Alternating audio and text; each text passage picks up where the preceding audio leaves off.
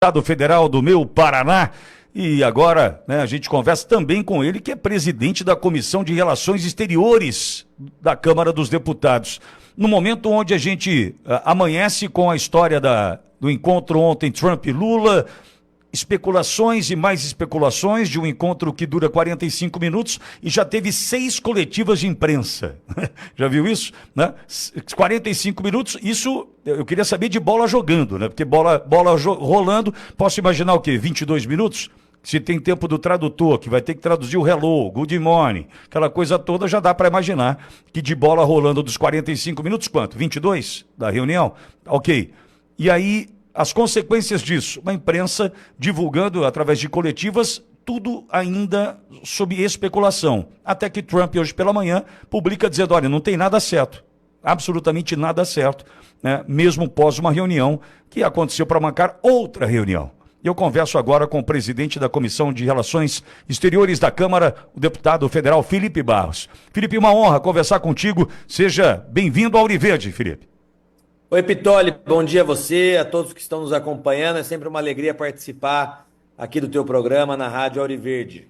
É uma honra ter você por aqui. Felipe, queria a tua análise diante do encontro e as consequências do encontro de ontem, Felipe.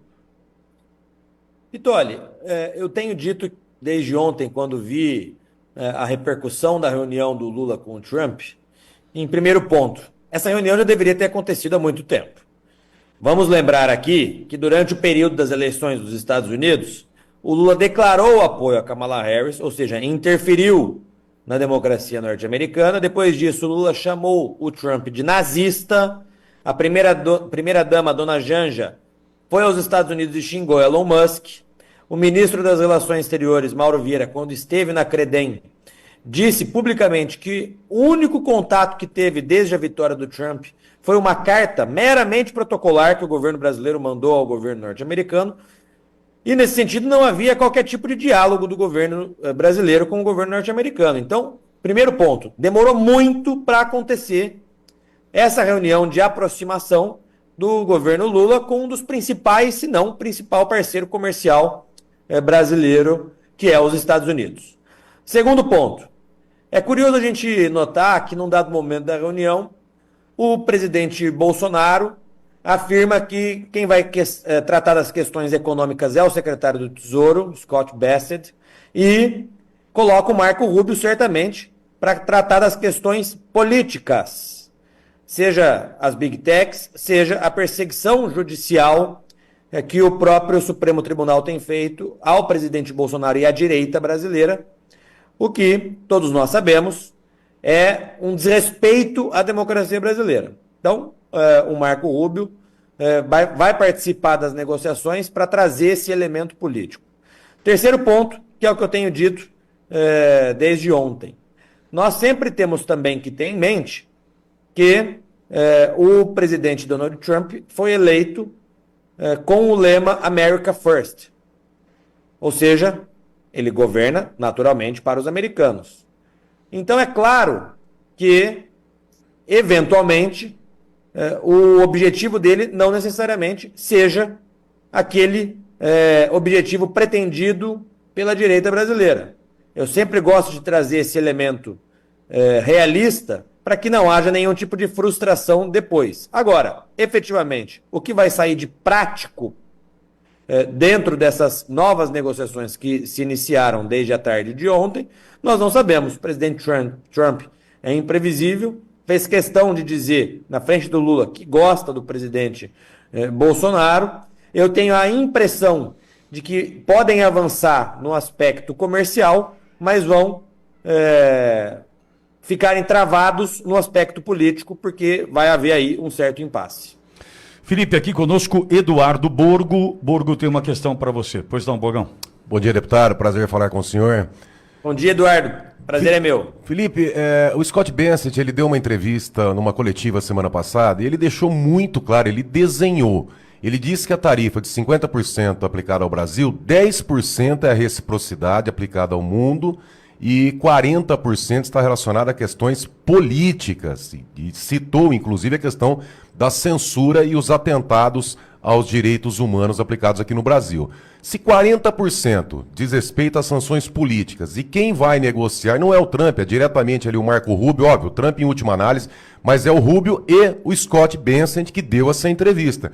O Lula tem margem para negociar, porque negociar questões políticas seria, no meu entendimento, entregar a cabeça dos ministros do Supremo a quem ele deve lealdade, porque tiraram ele da cadeia, vindo a ganhar a eleição, como o Gilmar Mendes disse. O Lula tem margem de negociação nesses 40% nas questões políticas, Felipe? Eduardo, uma excelente pergunta. É por isso que, na minha visão e na minha análise, a margem que o Lula vai ter é em cima dos 10% das tarifas comerciais. Agora, há um claro impasse nos outros 40% que se tratam de sanções econômicas em decorrência da política que está se fazendo no Brasil, seja ela pelo Supremo Tribunal Federal, seja pelas posições do próprio Lula, de apoio ao Hamas, de apoio ao Irã, de apoio à própria Venezuela. O Lula agora quer se colocar como um intermediário entre Estados Unidos e Venezuela, o que é patético, né? Eu quero contar aqui para vocês que na embaixada da Argentina na Venezuela, em Caracas, o Milei retirou o seu corpo diplomático lá da Venezuela. A embaixada da Argentina estava sob a tutela, sob a proteção da embaixada do Brasil. E ali dentro da embaixada da Argentina na Venezuela estavam alguns dissidentes do regime venezuelano. O senhor Maduro começou a cortar a luz, começou a cortar a água, começou a fazer de tudo para boicotar aquelas pessoas que estavam ali dentro da embaixada da Argentina, que estavam ali refugiados. Os Estados Unidos, alguns meses atrás, fez uma grande operação, que foi pouco divulgado pela mídia, que essa operação se baseou em entrarem na Venezuela, resgatarem todos aqueles dissidentes políticos que estavam lá, e levarem esses dissidentes políticos aos Estados Unidos. O Brasil sequer ficou sabendo da operação que os Estados Unidos realizou. O ministro Mauro Vieira esteve na Comissão de Relações Exteriores poucos dias depois dessa operação e assumiu publicamente que ficou sabendo pela imprensa do que tinha acontecido. O Brasil, que deveria ter a responsabilidade de, ao menos, fornecer água e alimentação para aquelas pessoas, porque era o Brasil o responsável por cuidar da embaixada da Venezuela, da Argentina na Venezuela, o Brasil não fez isso. O Brasil simplesmente fechou os olhos e deixou o Maduro fazer toda essa perseguição àqueles dissidentes políticos que estavam lá. Então o Lula não é um intermediário para o Trump falar com o Maduro. Chega a ser até patético a gente ver o Lula se colocando nesse papel. O Lula, aliás, tem que cuidar dos problemas do Brasil e não dos problemas da Venezuela. Então, eu acho que a margem que há para o presidente Lula é justamente nos 10% das tarifas comerciais, porque nos outros 40% que se referem a sanções econômicas políticas, vai haver certamente um impasse. E Felipe, nesse sentido ainda, Mauro Vieira dizendo que há paz. Vivemos numa região que aqui vigora a paz da América Central, paz do Caribe, paz da América do Sul. Lembrando que quase 8 milhões de venezuelanos deixaram o país, perseguidos, foragidos, massacrados, torturados, enfim. A gente sabe da realidade e sabe que aqui Maduro é recebido com tapete vermelho pelo Lula. Ao mesmo tempo, Felipe, eu fiz uma fala aqui ainda hoje pela manhã, lembrando, por exemplo, um único exemplo, o Rio de Janeiro. Rio de Janeiro hoje teve a reinauguração de uma unidade de pronto atendimento que dias atrás foi invadida pelo crime organizado e destruída pelo crime organizado. Vai dizer para mim que tem paz na América do Sul, num Brasil que tem dificuldade de classificar facções criminosas.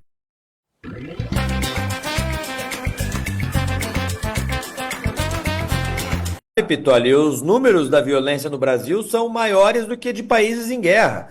Nós temos mais de 60 mil homicídios por ano. Grande parte da violência que acontece nas ruas, em todo o Brasil, é justamente por conta dos narco-estados que são vizinhos do Brasil e que alimentam com drogas as ruas em todo o nosso país. Então, se existe um problema na América do Sul, são os narco-estados, como a Venezuela, que fomentam o tráfico de drogas, não só no Brasil, como inclusive no próprio Estados Unidos. Basta nós vermos, Pitoli, as ruas de todas as cidades do Brasil. Muitas dessas cidades já têm refugiados venezuelanos. né? Aqui em Londrina, na minha cidade, quando eu vou a Curitiba eu vejo, quando eu estou em Brasília eu vejo refugiados venezuelanos que estão fugindo do regime do narco-estado do Maduro e vindo ao Brasil.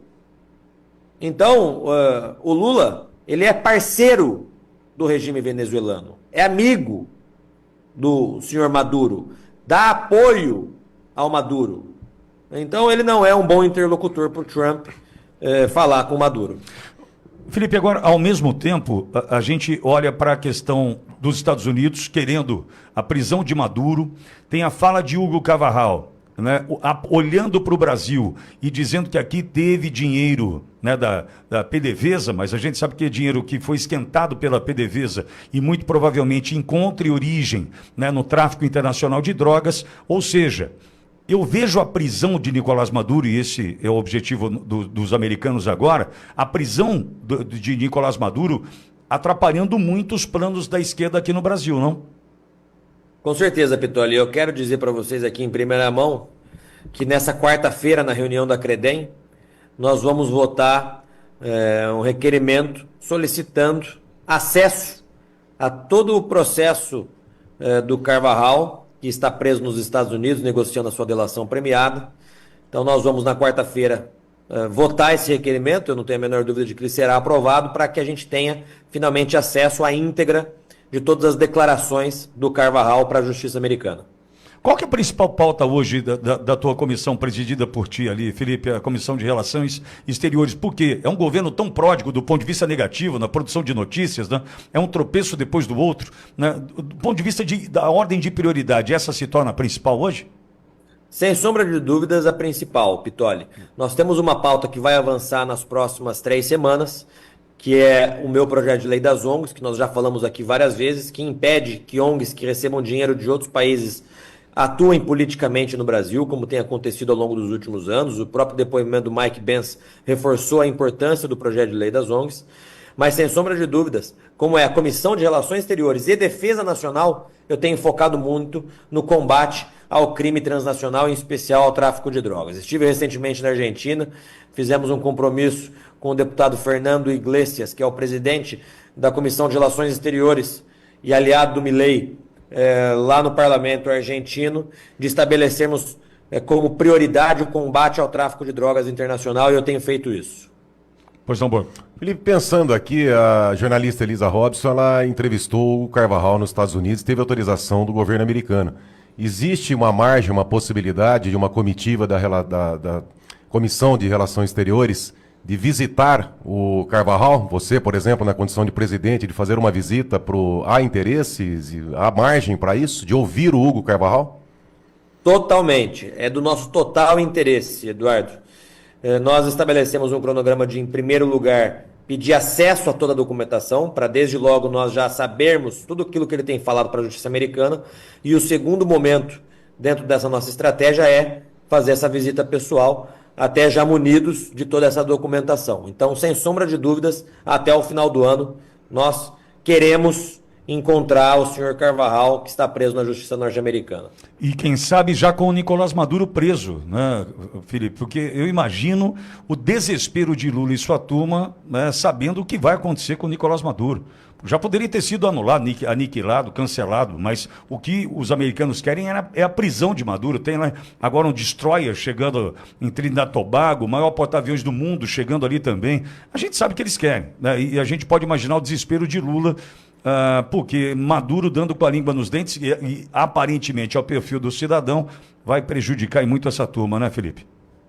Com certeza, e o próprio desespero do Maduro, né, Pitoli? Você vê ele várias vezes nos últimos dias falando um inglês horrível, inclusive, Sim. Peace, peace, no war, no war. Certamente o próprio Maduro está desesperado, né? Vamos ver como que vai ser a posição do Brasil em relação a isso, porque no momento em que se inicia o diálogo do Brasil com os Estados Unidos também intensifica contra a Venezuela, e o Lula vai ficar numa sinuca de bico.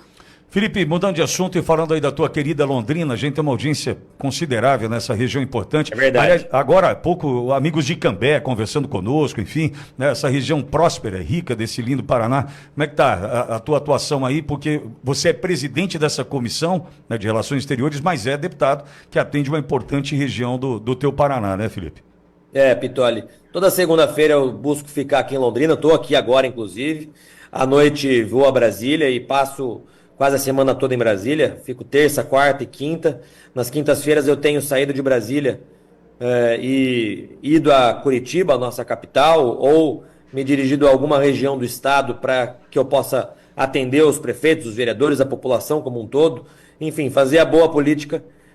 Que é isso que eu tenho feito desde o meu primeiro mandato, Pitoli. Não gosto de ficar muito trancado em gabinete, porque nós precisamos ouvir aquilo que o povo tem para nos dizer. Então eu tenho sempre buscado, desde o meu primeiro mandato como deputado, estou no meu segundo mandato, estar o mais tempo possível nas ruas, nas estradas, ouvindo a população paranaense e ouvindo aquilo que a população tem de sugestão, de reclamação, de opiniões. O papel do político tem que ser necessariamente esse. Felipe, e uma última questão. Presidente Bolsonaro vivendo a situação, né, que está enfrentando agora, prisão, silêncio, sem celular, longe das redes, inviabilizando diálogos que são fundamentais a um ano da eleição. Como é que você está lidando com isso, Felipe? 83 dias de uma prisão completamente ilegal. O presidente Bolsonaro estava sendo investigado naquele inquérito absurdo de coação no curso do processo. Foi dentro desse inquérito que foi decretada a prisão domiciliar do presidente Bolsonaro. O presidente Bolsonaro não foi sequer indiciado neste inquérito. A sua defesa já protocolou um pedido de relaxamento da prisão e, lamentavelmente, o ministro Alexandre de Moraes não acatou o pedido da defesa do presidente. Não há razão jurídica para permanecer o presidente Bolsonaro preso domiciliarmente.